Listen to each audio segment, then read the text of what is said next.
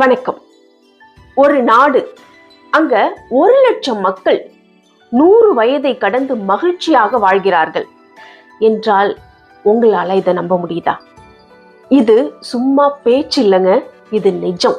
நீண்ட ஆயுளுக்கான உலக சாதனை பட்டியலில் இப்பொழுது ஜப்பான் ஒரு புதிய மைல்கல்ல தொட்டு இருக்கு. அவங்களுடைய ஆரோக்கியம், மனசு, வாழ்க்கை முறை, இதுல ஏதோ ஒரு சீக்ரெட் ஒளிஞ்சிருக்கு.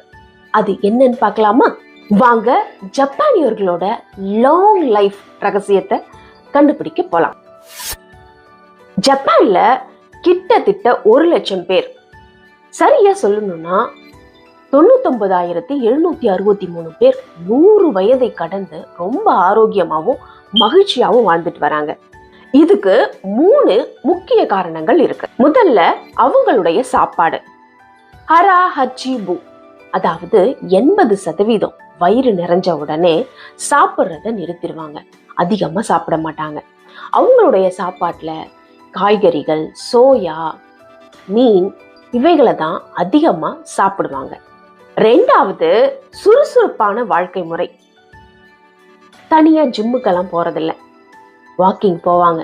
வீடு, தோட்டம்னு எல்லாத்தையும் இழுத்து போட்டு வேலையை பார்ப்பாங்க. ரொம்ப ஆக்டிவா இருப்பாங்க. இது அவங்களுடைய உடம்ப ரொம்ப இளமையா வச்சிருக்கு. ரேடியோ தைசோன்னு உடற்பயிற்சிக்கு தனியா ஒரு குழுக்கள் இருக்கு. 3வது, இக்கிகை. நம்ம வாழ்க்கைக்கு ஒரு நோக்கம் இருக்கு, ஒரு லட்சியம் இருக்கு. காலையில எழுந்திருக்கிறதுக்கு ஒரு லட்சியம் இருக்கு, ஒரு நோக்கம் இருக்கு. அதுதாங்க வேலை.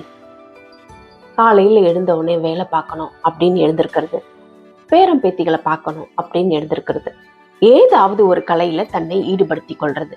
இதுதான் அவங்கள மனதளவுல சந்தோஷமாகவும் மகிழ்ச்சியாகவும் மன அழுத்தம் இல்லாமலும் வாழ வைக்க உதவுது. சரி, இந்த ஜப்பானியர்களோட மிகப்பெரிய சாதனை நமக்கு என்ன சொல்லுது? நீண்ட ஆயுள் அப்படின்றது திடீர் மேஜிக் இல்ல, அது சின்ன சின்ன நல்ல பழக்கங்களோட ஒரு பெரிய பலன்.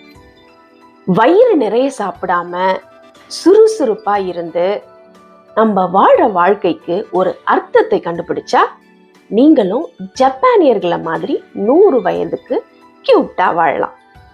நீங்க என்ன சொல்றீங்க?